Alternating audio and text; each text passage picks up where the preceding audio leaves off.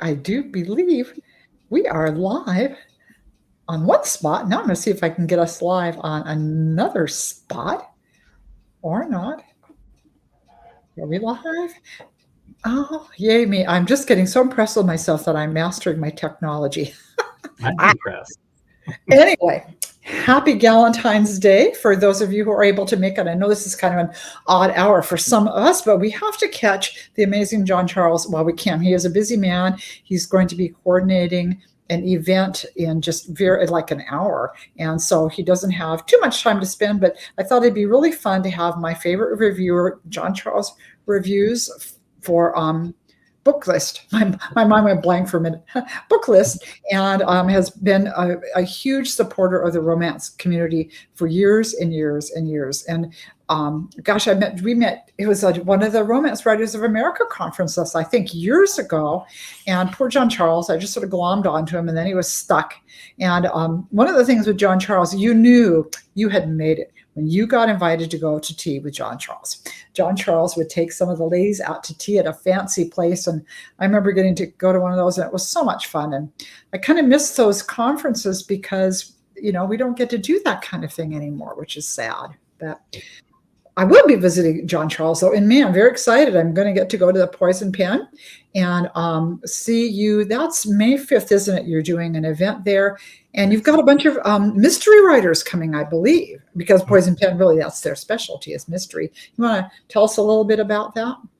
Well, we're thrilled that you're coming on Sunday, May 5th, to talk about your new book, which will be The Best Life Book Club. Yeah. And the mystery writers are cozy mystery writers. So it's Colleen Cambridge, who does several series, but the series she's coming for features Julia Child and her friend in post-World War II France. There is, now I'm blanking on names. Oh, good. I feel better. I don't want to feel there's a blank. Paige Shelton, who's a local Arizona author who does a Scottish bookshop mystery series, will be there. A new author, Nicholas George, I believe, who has a series set in England. There's a few other authors. The easiest way to find out who's coming to any event, including this one, is to go to the Poison Pen's webpage, which is just www.poisonpen.com.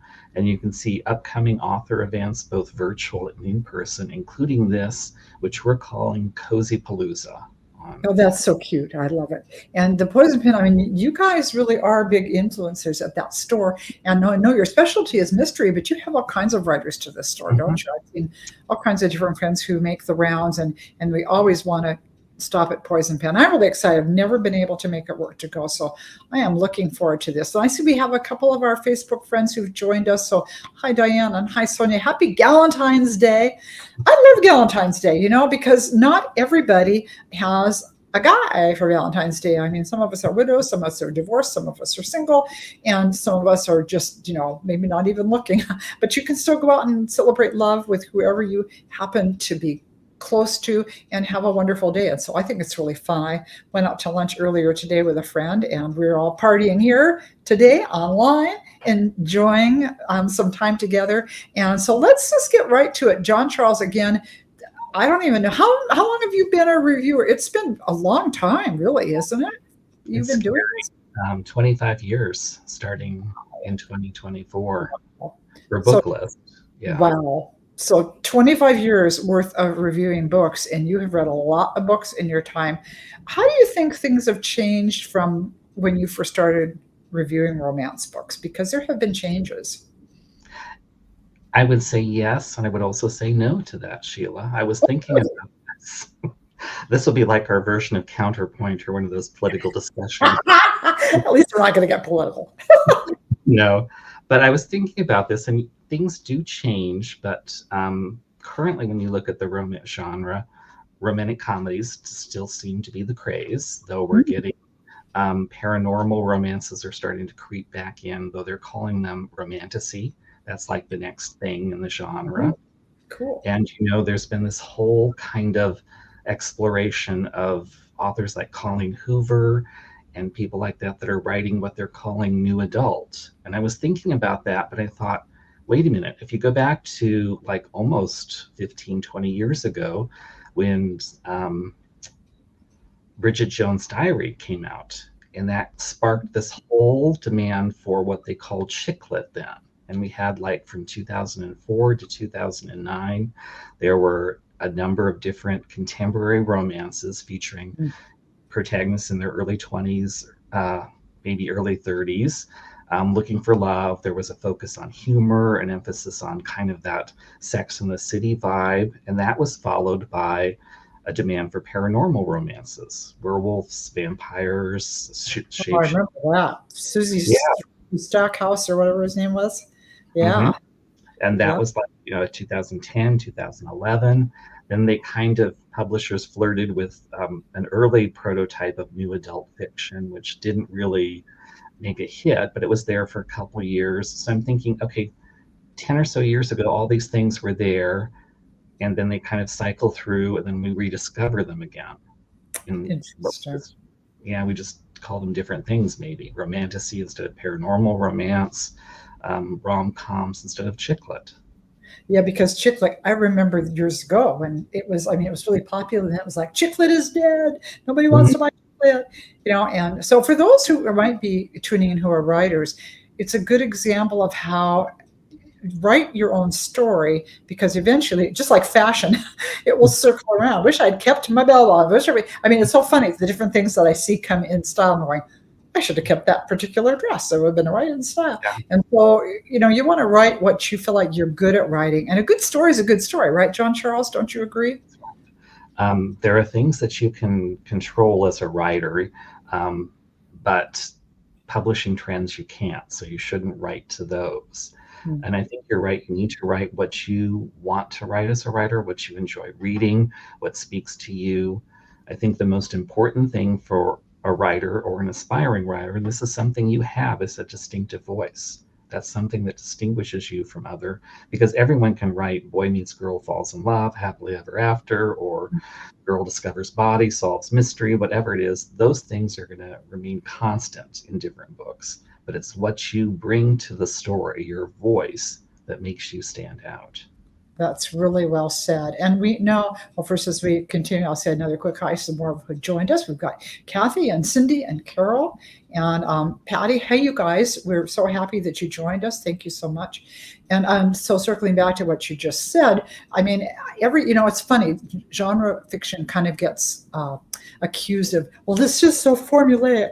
I'm going, well, everything has a bone structure to it. Everything has a structure. And readers, we want a happy ending. We want the boy and girl to overcome obstacles and be together. We don't want to read a romance where the boy kills the girl. I mean, Yeah. that's murder. And a murder, we want to see who got murdered. We want to try and figure out how they did it, and we want to see the bad guy caught in the end, because that's what a mystery is all about. And if writers don't give the readers those things, that's not being formulaic. That's just giving readers what we expect, and the frame, right, that we expect around the picture, correct? That's correct. And writers can do little tweaks to things, they can bring in new ideas, but the core structure to the genre, the core expectations have to be met, or readers are not going to be happy. And that's why, like in the romance genre, you'll have some authors, I won't name names, though I'm tempted to. I won't tempt you, but I'm tempted to tempt you. Who want to take advantage of that readership but don't want to deliver the results. They'll write what they call a love story, but at the end, there's not the happily ever after or the happily for now ending. And that's not a romance. The happy for now, or the hopefully for, remember when Bridges of Madison County came out? Did any of you guys remember that, what the big brouhaha over that? And I remember Oprah going, this is such a wonderful romance. I'm like, you have got to be kidding me. There was nothing wonderful about that as far as you're thinking of it as a romance novel. It didn't fit any of what we as romance readers want to see. I was kind of horrified by it, actually, the whole premise of it. And I'm sorry, but infidelity doesn't count as a romance novel. So, but I remember that was a big thing, and a lot of people thought, "Oh, this is romance." It's like, no, it's not. But I mean, another example is if you, after years, discover the woman that you're meant to be with, and then you go out in a rainstorm in a sailboat and die. That's not a romance. That's nature versus I know evolution. what we're talking about. The king of the unhappy endings is like, oh, but people, and we do, I mean, we like to cry, we like to have a good sob. And I don't mind giving somebody a sob once in a while, but I sure want them to come away encouraged and feeling, confident and happy that, yeah, I can work, that person work their problems out. Maybe I can work mine out too. And But it's fine. Yeah, if you want to write a story that's angsty and emotional and where things may not necessarily be perfect for everybody, that's fine. Don't call it a romance though, if it doesn't meet that core expectation. good point. Well, let's hear some of John Charles's recommendations. What have you read recently that you would think would be a good read for us? And of course, you're probably going to want it. We'll have all kinds of tastes here. We're going to have some of us who want some hot, steamy stuff, and Mhm. ones like me who are going, I can't look. And so I'm sure that John Charles is going to have some different recommendations. So let's hear what he has for us. Sure. And you're right. I tried to select a number of different things because one thing that I'm sure you and the people tuning in realize, but people who are not familiar with the romance genre don't, is how diverse it is, how many different choices you have. There's sweet, there's sexy, there's historical, there's contemporary. There's really, it's like the mystery genre or any other fiction genre. There's a lot for you to read. So you can't just say there's a one romance that's going to fit every reader's taste. So throw that caveat out. And one of the first books that I absolutely loved, and I'm going to guess it's probably not for you, Sheila, but I'm still going to mention it. Okay, I'm grabbing a pen to take notes though. Okay, Okay. go for it. It just came out this month, or it's coming out soon. It's called At First Sight by Olivia Dade. Oh, that looks so cute. I saw the title to that, but I think I've tried to read something by her before. I think she might be a little too steamy for me. A little bit too spicy for you, probably a little bit too steamy. But what I love about her is her sense of humor. And in this particular book, the protagonist is Athena Graydon, and she's gotten engaged to a doctor, Johnny Vine. She's relocating to a small town in Maryland to be with him. She's sold everything. She's moved out of her apartment. She's getting ready to make a new life with Johnny when Johnny's brother, Matthew, who's also a doctor, starts kind of hinting to his brother that is he really sure that he wants to be with this woman? It's so sudden. He doesn't think Athena's a very stable person. She doesn't seem to have goals in life. He kind of basically is turning his brother against her, which leads Johnny to break off the engagement a few weeks before the marriage. So here's Athena stuck in this small little town in Maryland. She has no money, no place to live. She quit her job. The only thing she has is she bought what is called a spite house. And that's this little tiny, almost, I'm going to call it almost like a mobile home, but not really. It's a house, but it's just a very small, compact house. She bought it as a gift for her fiance, a wedding gift. That's all she has. So she moves into that house. The problem is the house lies exactly between, like 10 feet on one side is her ex-fiance, Johnny, 10 feet on the other side is her Oh, I love it. supposed to be brother-in-law, Matthew. And the story starts out as she's doing it just to spite. So that's the title, At First Spite. She wants to get back at them. But along the way, of course, it's a romance. She falls in love, not with the person you think, but with the person she's meant to be. What I love about this particular book, and this may resonate with you, Sheila, is it shows how romances can tackle difficult, tough subjects, but within the context of a romantic relationship. Because the heroine suffers from depression, clinical depression. Oh, interesting. That comes up during the book because she doesn't know what she's going through. She doesn't know how to process it, but she gets help and she gets better. But it doesn't sugarcoat that and how it can affect people in their relationship. But it does end happily. She's got just such a snarky sense of humor that I just love. So if you like humor, if you like your romances steamy, At First Spite by Olivia Dade. It's terrific.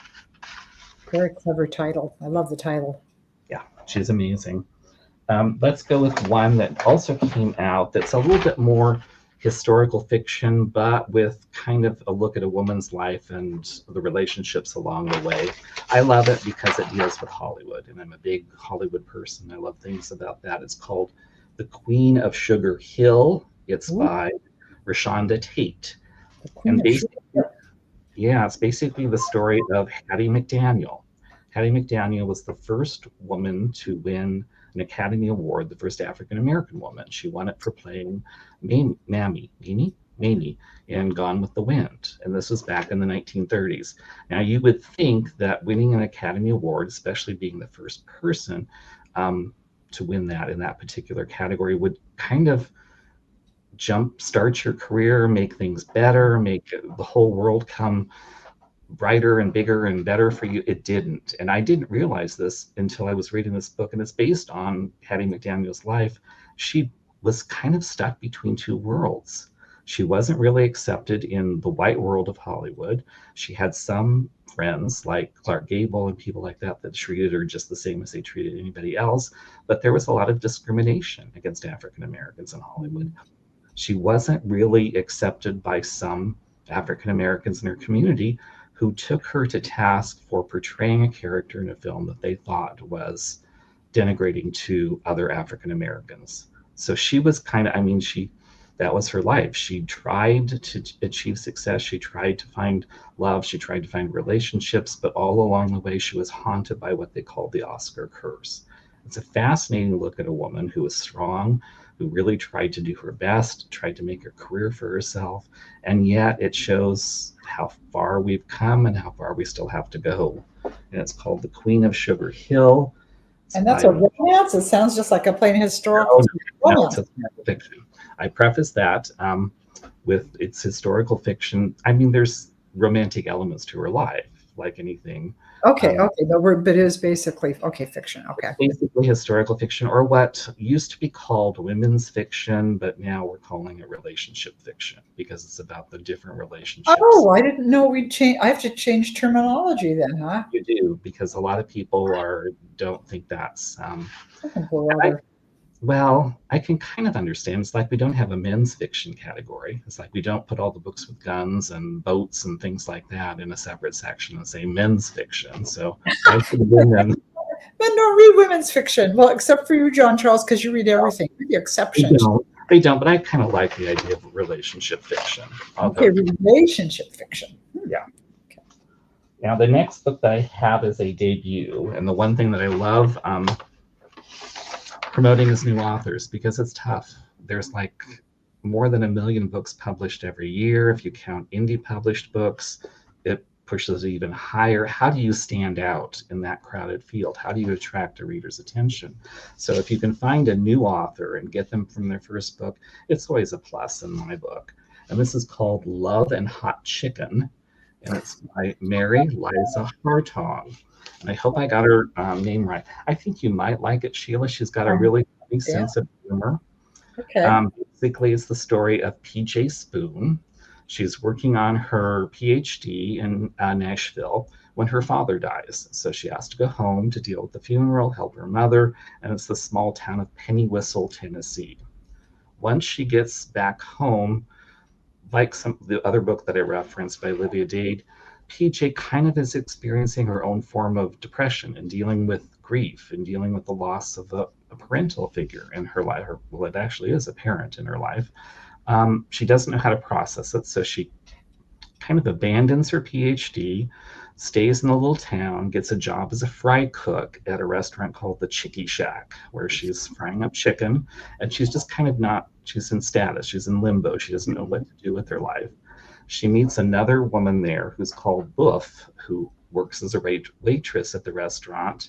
The two become friends. The owner of this Chickie Shack chain decides he's going to do a beauty pageant to promote the restaurants. He has chains around Tennessee, and every female employee has to enter it. And you would think that would be something you couldn't mandate, but this was a small town, a different time. Plus, there's also the $1 million prize for the winner, and that's what motivates PJ Spoon. So that's the premise. It's this quirky little town. There's this beauty pageant. There's this woman, young woman dealing with grief, trying to process things. If you loved Fried Green Tomatoes at the Whistle Stop Cafe by Fannie Flagg, it's very reminiscent of that. She's got a really wonderful sense of humor. She writes movingly about how we deal with the loss of a loved one in our life. And there is a romance book, I would say. Again, it's kind of relationship fiction, romance adjacent, but it doesn't hurt to step outside your boundaries once in a while. And For it's called sure. Love and Hot Chicken by Mary Liza Hartong. Wonderful voice, great voice. Love that title. I'm going to definitely, I've already got two I want to get here. The next book is a little bit older. It came out last year, but I keep thinking about it because it is one of the best things, other than your book, Sheila, that I've read in recent years. I'll pay you. Yes, you can send the check afterwards. Um, but it's the second novel by a young adult author who's turned to adult romance. It's called The Unpredictable Heartbreaks of Imogen Finch. The author is Jacqueline Firkins. Um, Basically, Imogen Finch, who's the heroine, is cursed. For more than 20 years, she's been kind of doomed to come in second place in life. It doesn't matter what it is. A contest, she'll come in second. She can't win any contest. Romantic relationships, she always ends up coming in second to someone else. Her boyfriends break it off to be with another woman. She's just seems like she's doomed. She has this. That is until her old high school friend and former crush, Elliot Swift, returns to their small West Coast town. Elliot's father recently passed away. He's there just to deal with the estate. He's kind of made a name for himself as a National Geographic kind of reporter, world traveler with his own podcast channel and everything. So he has no intention of staying in their little town. But while he's there, he makes his mission to help Imogen break the curse. So they go through a number of different things. They enter pancake eating contests and all these different things, trying to find some way to make Imogen come first. And of course, if you're a romance reader, you know what's going to happen. They're going to fall in love. It's just such, she has such a wonderful voice. There's such humor to her writing, and yet such truth underneath all the comic escapades and things like that that happen. It's the kind of book that I want to go back and reread. And to me, that's the biggest mark of esteem I have. It's called The Unpredictable Heartbreaks of Imogen Finch. The author is Jacqueline Firkins. It's her second adult romance. She's got young adult novels too. When I find time, I hope to read some of those. Oh yeah, wow, that sounds really good. How spicy is that one? Medium. I would say you could probably live with it, Sheila. Okay. Okay. So Yeah. underwear are going to go something in my face or anything kind of a legitimate question, because there is a range of sensuality in the romance genre, and you want to pick something that you're comfortable with. So I would say it tends to be on the sweeter side, but there is a little bit of sexy shenanigans, but nothing. I'm trying to think of 50 Shades of Grey that would make you want to. Yeah. Or something like that. All right. Oh. Next one I have, I think you would like too, Sheila. It just came out this month. It's called Once Persuaded, Twice Shy by Melody Edwards. And this is the first time I've read anything by this author. She has a couple other books to her credit. It's the story of Anne Elliot, who's living and working in a small town in Canada, kind of near Niagara on the Lake, which is by Ontario. And she spent her last 10 years taking care of her family, her father and her younger sister. Their mother's gone. She works in a theater company there, and they've recently had their eye on some land that's owned by a local winery. They want to build an outdoor theater, kind of expand. And that's what she's working on when she discovers that the man she'll have to negotiate the land deal with is Ben Wentworth. He's an old flame. They had a college fling or something like that about 10 years ago, broke things off. Ben blames Anne for breaking his heart. And that's the setup of the story. What it basically is a modern retelling of Persuasion. I like that. Yes, and she does such a wonderful job, because if you now start off with saying you don't have to have read any Jane Austen to enjoy it. The book stands alone all by itself. It's perfectly crafted. It's a wonderful contemporary romance. If you've read Austen, in particular Persuasion, you will appreciate it that much more, because Persuasion is perhaps Jane Austen's most I want to say somber, but in a good way. It's kind of her heroine who's dealt with life and not getting things that she wanted. She's an older heroine than many of Austen's other female protagonists. What I love about it is one person described the book as autumnal because it's kind of that point in life where you're not in the spring of life or the summer of life. You're a little bit later along, but there's still joy to be found. And Mhm. the author matches that with this wonderful little Canadian town that's taking place during fall. So you have all these kind of images of leaves and Oh, trees and the nice. wonders of fall. It's beautifully written. It's sweet. It's on the sweeter side. It's a terrific read for Austen fans or for anyone who just wants something that tells you that it's possible to find love even when you're not 25. I like that. And of course, right now, a lot of the romance is skewed for the younger women because, of course, they're out looking for love, and some of us, my age or around there, have already sort of found it. So it's kind of nice. I have had women write me and say, "I'd like to have a book once in a while with an older woman in it." So that's kind of a nice change, for a little bit older reader who maybe, well, I want to read about somebody just a little bit older, more my age. So that's Yeah. kind of nice. And what's also nice about it is like Anne Elliot in Austen's book, the protagonist of Melody Edwards' book, she's kind of been someone that's put her whole life on hold for other people, for her father, for her sister, for her work and things like. And she discovers that she's entitled to be happy too. She's entitled to take some moments of joy and just do things that she wants to do that aren't necessarily pursuing or furthering, advancing somebody else's agenda. So it's I really like quite that. nice. Very cool. Now, the next one is again romance adjacent, but it's more current, so I wanted to bring it. Plus, I loved it.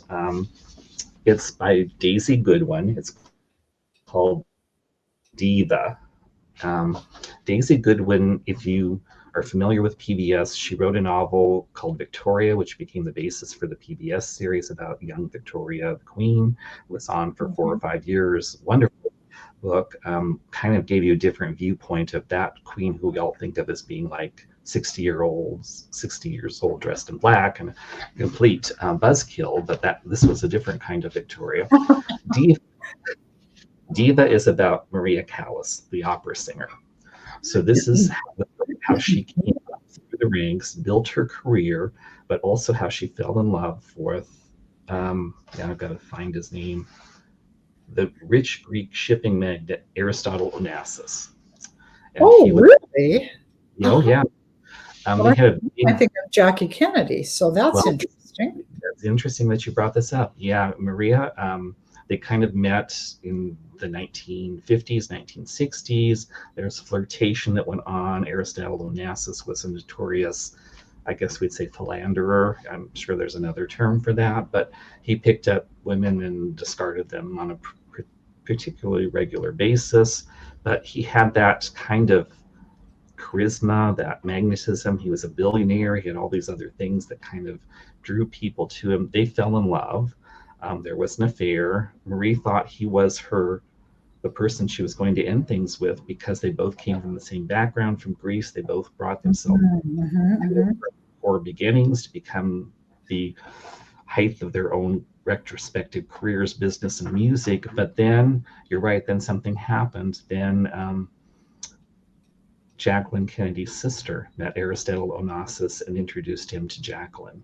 And this was after JFK had been assassinated, and Aristotle's wandering eye turned away from Maria, and it was how she dealt with being discarded. So, if you're interested in music in the 1960s, that whole glitzy and glamour world, I mean, there's cameos by Elizabeth Taylor and all these other people coming up in and off the page. It's just fascinating. It's a wonderful book. Well, it sounds great, and I remember Maria Callas. I just, and Beverly Sills, like Bubbles. So I'm definitely gonna. That just sounds so interesting. I'm lately really liking gravitating toward reading memoirs and a little bit more nonfiction. I just finished. I don't know if you had a chance to read. This is not romance, guys. Quick side trip by Sheila. Henry Winkler's memoir. No, but it's been quite popular. It's been I flying. love it. It was such an eye opener, and I did a reel talking about that, so I don't want to go on about it forever, but it was such an interesting, he's got such a conversational voice. You just fall in love with him and want to be his best friend. And he went through some hard stuff growing up. He had dyslexia and it wasn't diagnosed. And so his parents were not very, they were very harsh actually. And they had escaped Germany. I mean, they barely got out before all the rest of their relatives wound up in the death camps that were killed. So it was a very interesting story, and I think some bitterness there on his mother's part for what had happened. And anyway, fascinating reading. So this sounds really good. I just find it very interesting to read about people's lives and the things they've overcome. And almost every memoir or biography I read, there's always a part where the hero or heroine is struggling. And I think sometimes we do tend to look at somebody and go, well, that person is that's successful. That person has it all. And it's like nobody has it all the time. They just don't. Everybody has things that they go through. And as in with our books, that's what grows our character. If you have no conflict, you're just a little, I don't know, you're just a little flower that's never really going to bloom. And sometimes it's the hard things that make us bloom. But anyway, that was a little philosophical aside. I'm sure you have another book to talk to us about. I do, but before I just want to say that's very perceptive of you, Sheila. And I also think there's another takeaway from what you said about reading a memoir. Is as a reader, I think sometimes it's good for us to step outside our comfort zone.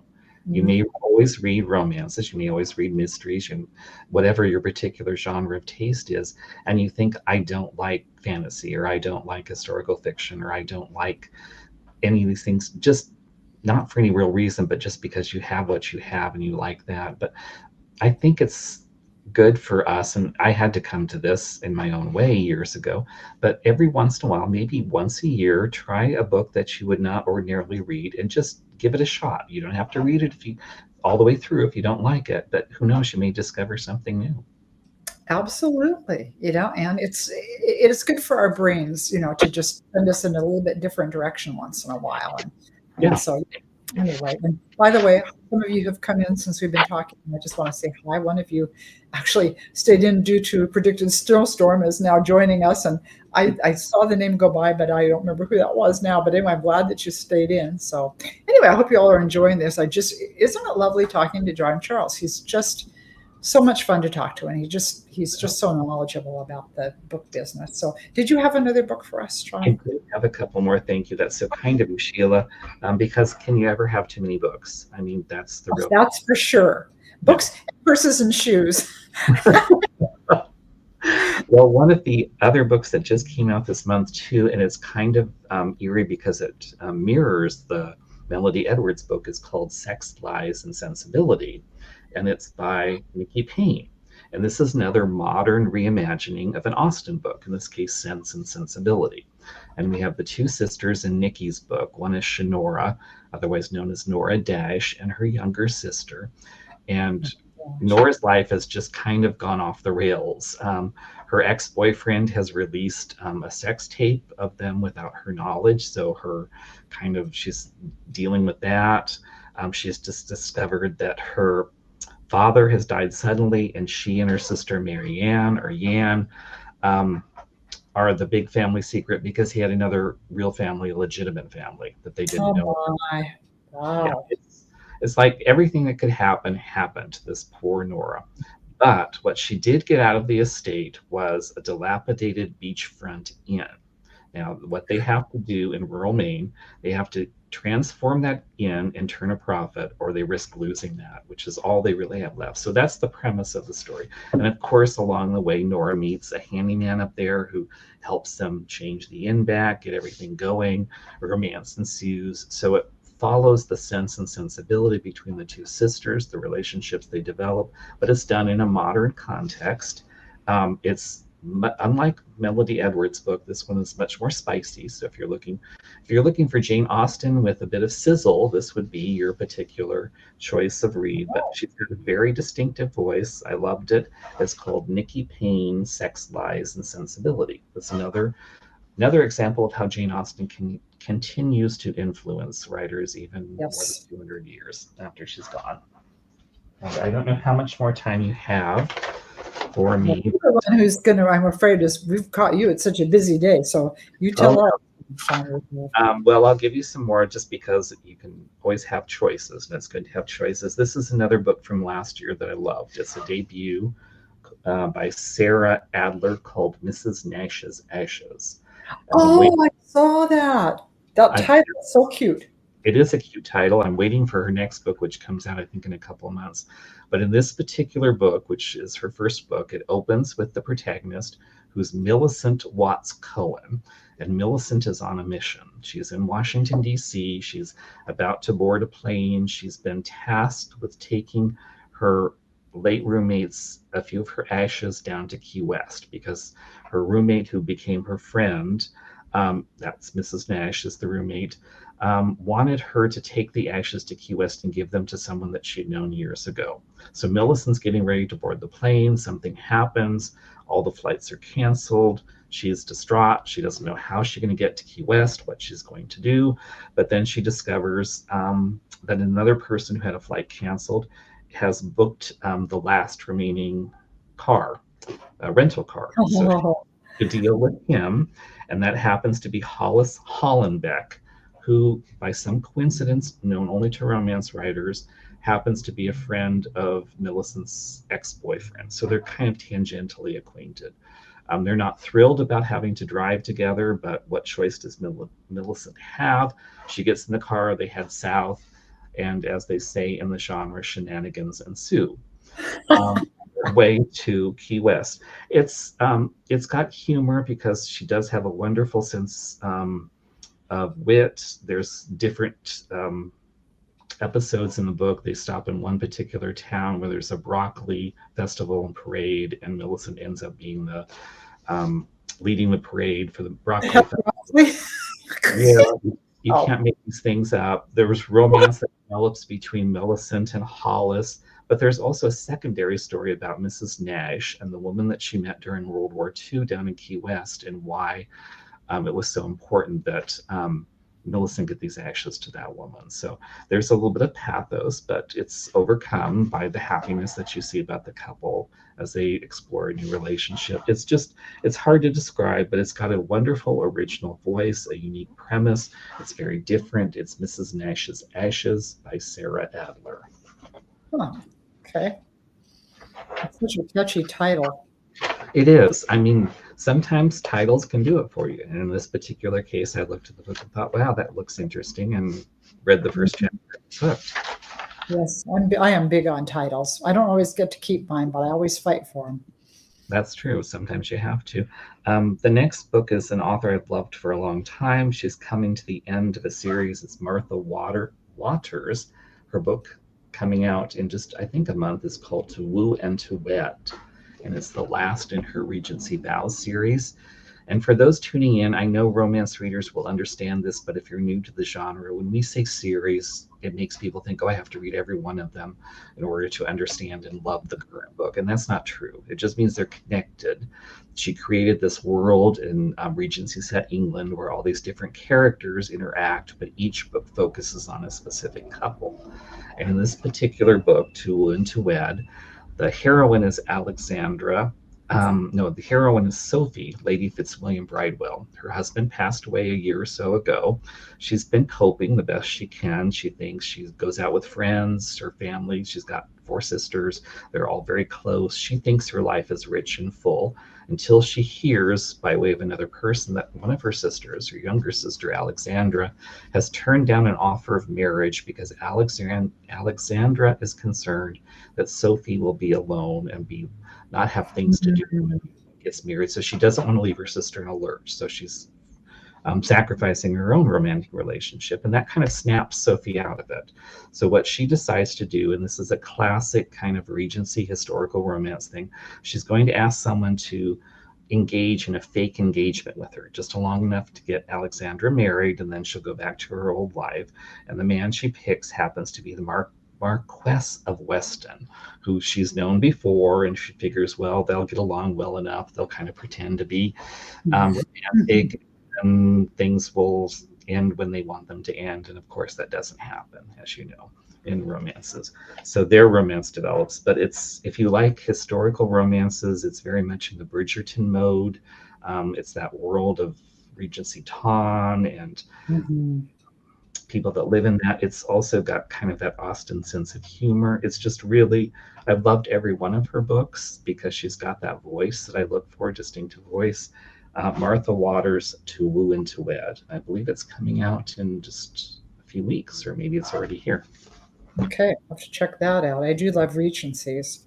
That's kind of Yeah, where I started until I had to thinking. rise my wishes and reinvent myself. But I do love Regency romances. Yeah, you wrote some good ones, Sheila. I did, but you know what? I was a terrible researcher. That finally came back and bit me, and I got myself in big trouble. And that kind of ended my career just from one researching mistake served me right. But so I don't think I was meant to write historicals, but I do love them. And you know what? One of my favorite all-time books, and this I don't even know where you would, if you, I guess you could probably find it somewhere online. But Georgette Heyer, I just loved Georgette. She was one of my early writers that I read, and she wrote a book called The Masqueraders. I don't know if you ever even heard of that, but Yeah, actually, we've got they've republished all of Georgette's books, source books, so we have them all with the Poison Pen. oh my gosh, so you probably could get some of the Georgia and the Masqueraders guy. So if you ever get the chance to look for that one, it was just the hero in it, and it's just so noble, and the heroine is very interesting. It's one of these woman has to disguise herself as a young guy, and she's trying not to be detected, and this guy kind of ends up being her protector, and that's a fun book. So, but anyway, She's like one of the cornerstones of the genre, and she what, pretty much started it, you know. yeah, So it's interesting pretty enough, all amazing. the things that we think are that are associated with the Regency world, some of the things that she just kind of created and put in there. Um, Yeah, so people, you had to be careful and do your research. You couldn't just do your research reading Georgette Heyer because that didn't even necessarily true. And I think some authors, and I think I thought I read because I read her biography, and I think part of why she did that was because she was really tired of people copycatting her, so she just, kind of slipped her own little stuff in once in a while. yeah, that's true. And the next book I haven't, well, I have read yet, but I don't want to taunt you about it because it's not fair. It doesn't come out for a while, but it's by an author, an up and coming author that we like to think has a promising career, called Sheila Roberts. Oh, you're so funny. Oh my gosh. And that's her book that comes out in May, The Best Life Book Club. Thank you. That's so sweet of you. I love your books, and this is no exception. But what I want some of your fans to know is that you are coming to the Poison Pen. So if they'd like a personalized autographed copy, this is the opportunity to do so. You can order in advance. You can go online to the Poison Pen bookstore. You can give us a call. We're happy to do that. One of the things that, as a reader, I didn't really understand, and writers do understand this because this is their business, is I love going into a bookstore and just picking up books when they came out. But for a lot of writers, there's pressure on them in the business to show sales growth. So if you pre-order, if you reserve in advance, that helps an author because it shows their publisher, hey, this Sheila is popular. People do like her books. Things like that help. So if you think you're interested in buying Sheila's upcoming book, you don't have to buy it at the Poison Pen. Go into your local library and say, have you ordered this book? I think you should order it. It belongs to your collection. Go into your independent bookstore and say, I'd like to reserve this in advance. This is kind of my commercial message portion of the So program. sweet. Thank you. Well, But and also, I mean, if you want to come to the May 5th event and there'll be information on the website, you'll also get a chance to get to know some mystery writers. And maybe you also like to read mysteries, or maybe, like John Charles said, it's time to expand your horizons a little. And maybe you want to try reading a cozy mystery. And I know he'll have the cream of the cream at this event. So it'll be fun if you happen to live anywhere near Arizona, like California people or Arizona people, and want to come spend a day and have some fun. I know John Charles puts on a great event, and we do actually need to let him go because he is getting ready to do yet another event. He is a popular guy, and I'm so delighted we were able to snag him for a while to visit. I just really appreciate it, John Charles. And everyone in the business appreciates you. I hope you know how much you are loved And I hope you guys have enjoyed having a chance to talk with him a little bit today. Not that you got a word in edgewise, because I was doing all the talking with him. Anyway, I really appreciate those of you who took time to show up and hang out with us. And we're going to say, I'm going to see if I can fix my technology right, since we're streaming on different platforms. Just washed my mouth and I can't do a thing with it. Anyway, I am going to say goodbye to my Facebook gang. And thank you guys for coming. And happy Valentine's Day. I hope you're going to do something fun with or for a girlfriend today. And I appreciate you all. And by the way, John, these guys are so supportive. Many of them already pre-ordered the book. And thank you, because you guys are helping me stay in business. So I appreciate it. Anyway, we're going to say happy G Day and happy Valentine's Day tomorrow. And remember, the 15th, Valentine candy is on sale at 50% off. So don't forget. So that's the best. That's one of the best days. Yeah. Anyway, so adios, everybody. And thank you so much. Thank you, Sheila. Now we're just going to kind of see if we've actually said goodbye to everybody. I am clicking in.